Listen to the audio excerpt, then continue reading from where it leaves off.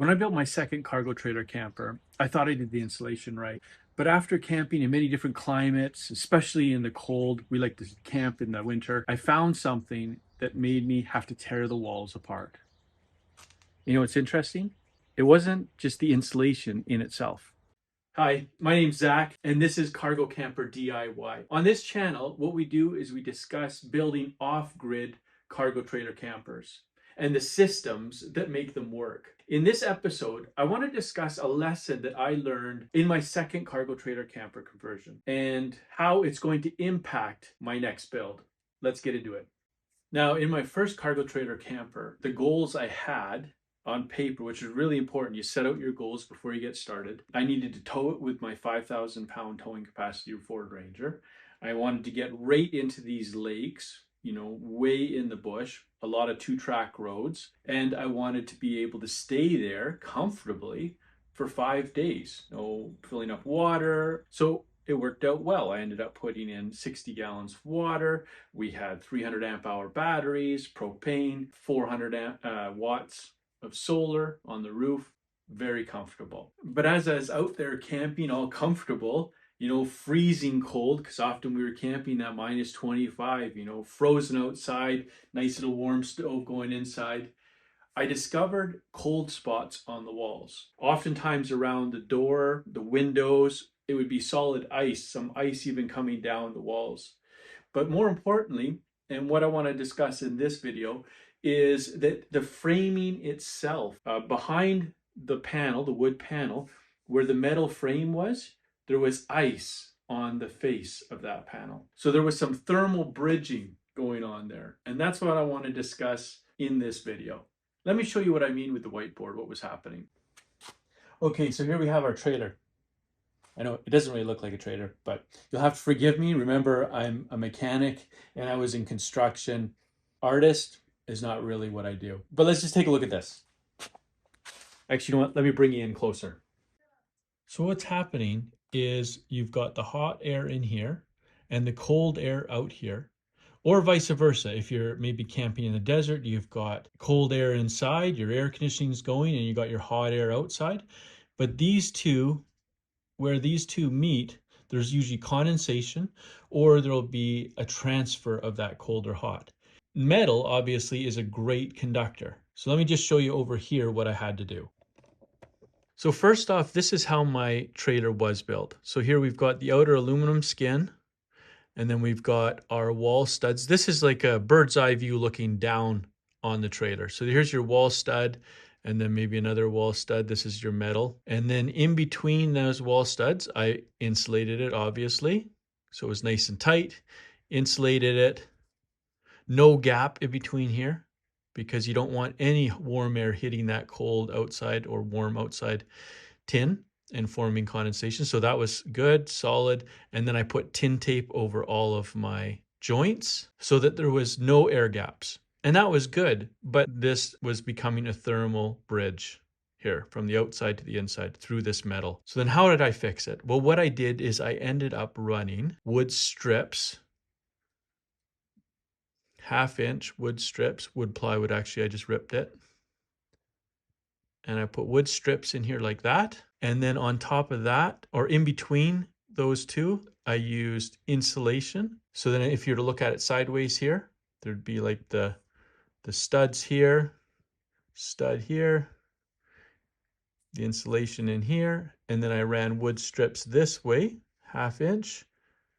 And then every 16 inches, 1/2 inch wood strips. And then what I did is I insulated in between these strips. So it was 2 layers of insulation. So the insulation itself was not the problem. It was the thermal bridging that is.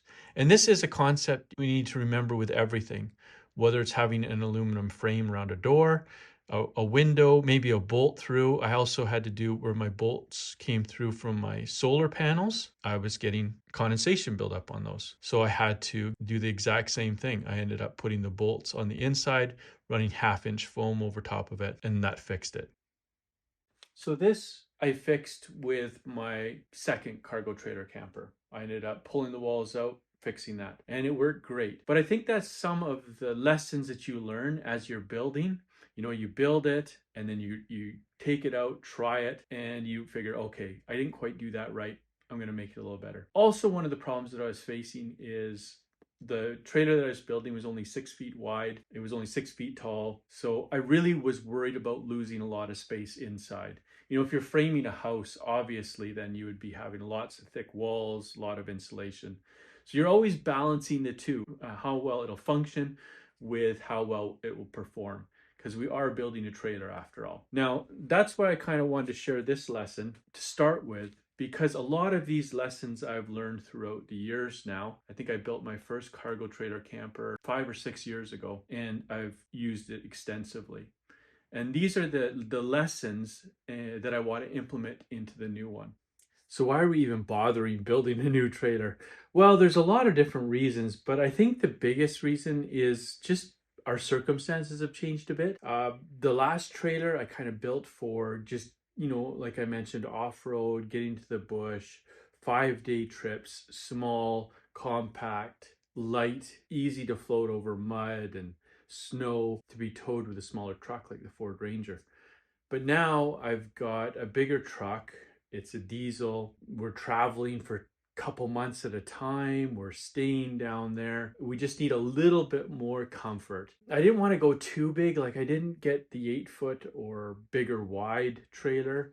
And I didn't get any longer trailer. Like some people said, well, you should get 18, 20 feet longer. I try to keep it 16 feet. So I do want to still keep it small and compact, well use of space. But at the same time, we just need a little bit more space. There's also a few other things that have been bothering me about the little one that I just want to fix in the bigger one. But a lot of them, you just can't, there's no way around them in a little trailer, because the size is just, that's what it is, right? Like, you're not going to fit a lot of this bigger trailer stuff in a little trailer. So again, you got to weigh those two things. What I want to do with this build is that basically you can follow it step by step. You can order up the trailer, you can order the components, and following these videos, you'll be able to build this trailer for yourself. But first of all, let's talk about a few of the things that I want to change from the smaller trailer to the bigger trailer. So here's some of the regrets, some things that I'm going to be changing with the new one. So first off, composting toilet. I hate it. I don't like it. I'm not sure why everybody's putting them in. We've done both. We've done chemical, composting, and now we've got a cassette.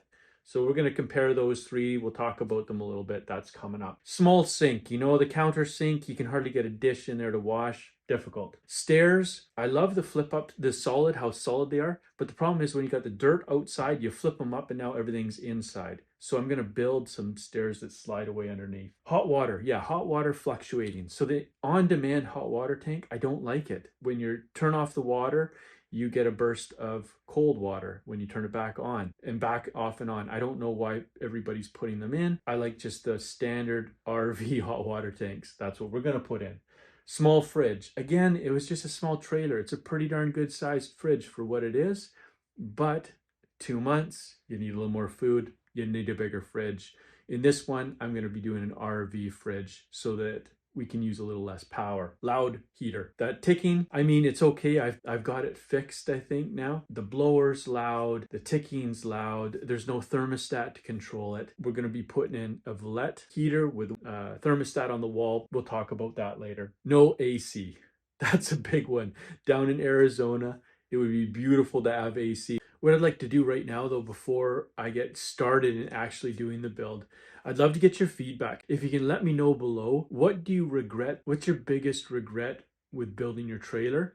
Or what do you think I should put into mine? Things that maybe, whether it's in your normal camper trailer or in your cargo camper, that you really appreciate. You think, man, Zach needs that in his trailer. I'd love to get the feedback before I really get started on this. So thank you for hanging out with me as I discuss one of the lessons that I've learned. And I hope you stick with me for a lot more lessons to come. I've got it planned out right now. We're roughly going to be about 24 episodes. In the next episode, we're going to discuss the layout in our 7x16 trailer coming up. What do I want to build? Stay tuned. We'll see you in the next one.